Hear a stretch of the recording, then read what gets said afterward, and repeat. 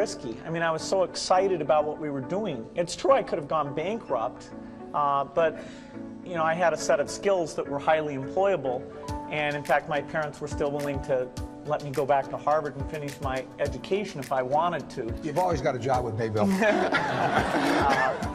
And the thing that was scary to me wasn't quitting and starting the company. It was when I started hiring my friends and they expected to be paid.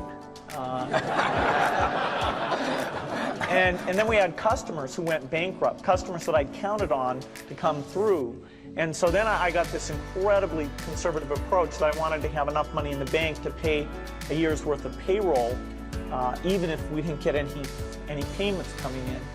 And you know, I'm almost true to that the whole time. We have about 10 billion now, which is pretty much enough for the next year. Anyway, you know, if you're going to start a company, it takes so much energy that you know it better overcome your feeling of risk.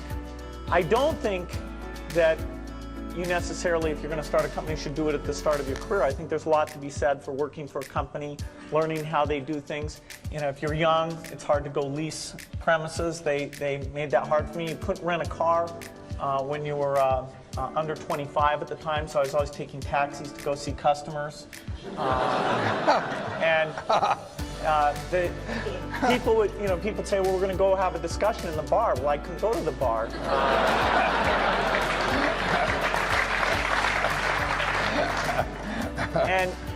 But you know, that's fun, because I'll tell you, when people are first skeptical and they think, oh, this kid doesn't know anything, then when you show them you've really got a good product and you know something, they actually tend to go overboard and they think, whoa, you know, they know a lot.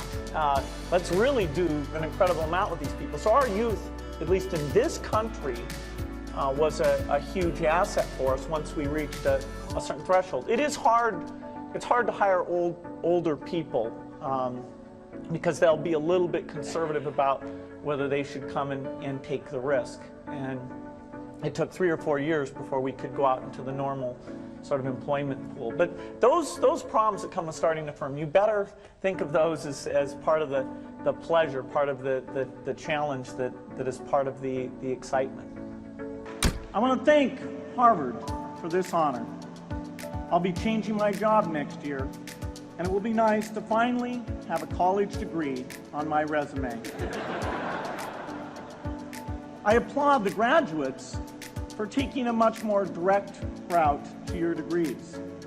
For my part, I'm just happy that the Crimson called me Harvard's most successful dropout.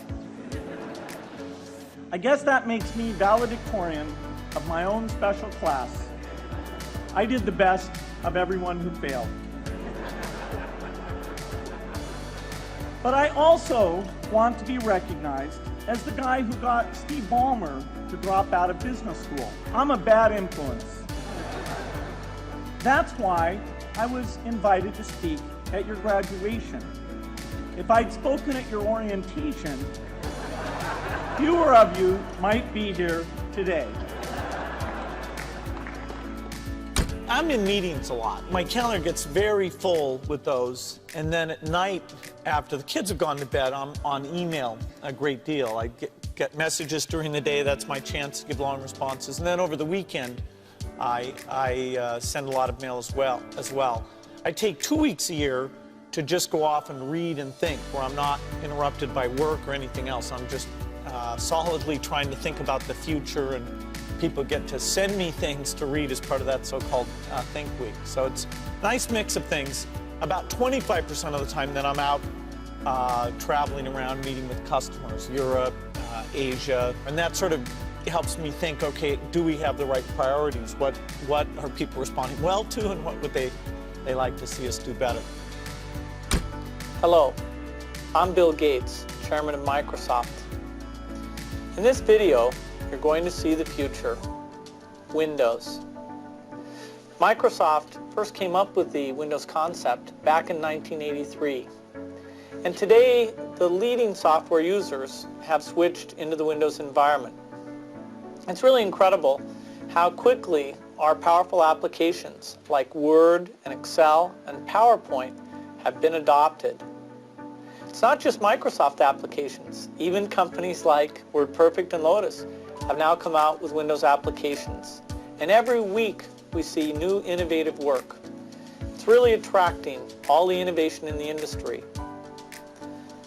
We predicted this a long time ago, and now it's the future.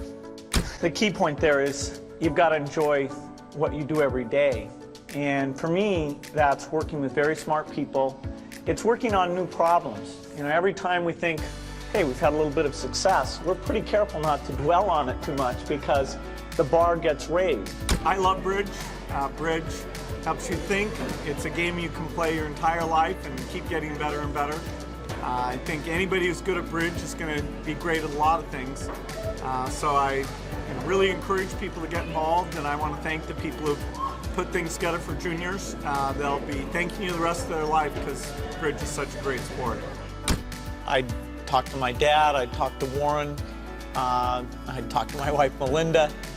So I have enough people that know me and actually know where my judgment isn't its strongest, where I might get overexcited about something or, you know, forget to think about something. And so they're good at correcting, particularly Melinda, good at correcting whatever those blind spots are. And I think it's good to encourage your friends and advisors to really give them that license. You know, I can go to a party and forget to say hello to various people or something. That's a very minor example of my blind spots. Not to the hostess.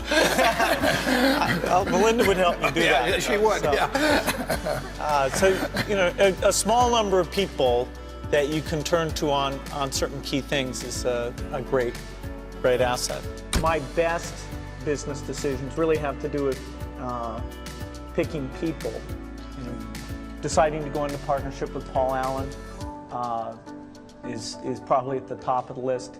And then subsequently hiring a friend, Steve Ballmer, and having somebody who you totally trust, who's totally committed, who shares your vision and yet has a little bit different set of skills, and also acts as a check on you. You know, some of the ideas you come up with, you run by them because you know they're going to say, hey, wait a minute, you know, have you thought about this and that?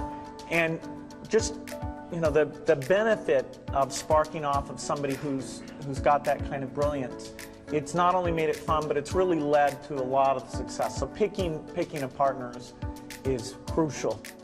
I had one habit that I developed when I was at college that was actually a very bad habit, which was I like to show people that I didn't do any work and that I didn't go to classes and I didn't care. And then at the very last minute, like 2 days before the test, I'd get serious about it.